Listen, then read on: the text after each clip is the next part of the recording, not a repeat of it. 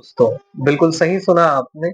क्या आपको भी पैरों में, पिड़लियों में, जॉइंट्स में या घुटनों में दर्द रहता है? तो हो जाइए सावधान। मेडिकल टर्मिनोलॉजी में इसके बहुत सारे कारण होते हैं। यदि लगातार आपकी पिंडलियों में दर्द हो रहा है, जॉइंट्स में दर्द हो रहा है, हाथ-पैरों की नसों में खिंचाव हो रहा है, तो बहुत ज़्यादा सीवियर कॉम्प्लिकेशंस आपको हो सकते हैं। तो इसको लेके हमें अवेयर होना है। आपका स्वागत है हमारे YouTube channel doctor RN. Gurjar के हेल्थ केयर। पहला, यदि आपका लगातार पिंडलियों में, जॉइंट्स में, घुटनों में यदि पेन है, तो इसके मल्टीपल कॉजेज़ होते हैं। पहला जो कारण होता है, वो हो सकता है आपको सीवियर कैलेमिया।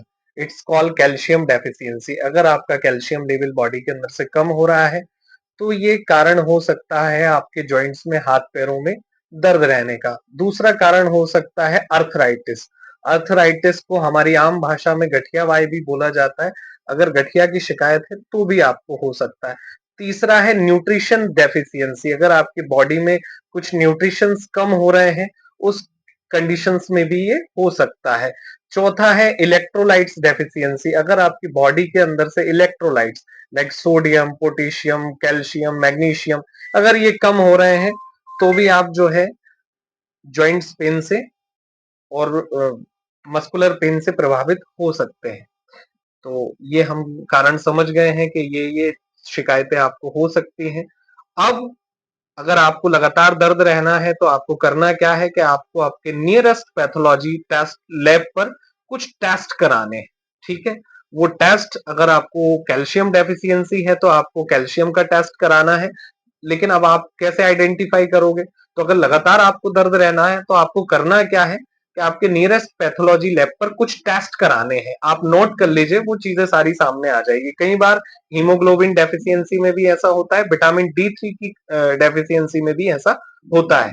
तो करना क्या है, नियरेस्ट पैथोलॉजी लैब पे आपको एक टेस्ट नोट करिएगा, सीबीसी कराना है, एक कैल्शियम कराना है, एक पोटेशियम कराना है, मैग्नीशियम कराना है, आरए फैक्टर कराना है, विटामिन डी3 कराना है। ये टेस्ट आपको कराने हैं, जिनसे हम समझ सकते हैं कि कहीं अर्थराइटिस तो नहीं है, सीवियर कैलेमिया तो नहीं है, एनीमिया तो नहीं है, या विटामिन डी3 की डेफिशिएंसी तो नहीं है, या अर्थराइटिस तो नहीं है। ये हम पता लगाएंगे इन टेस्ट से।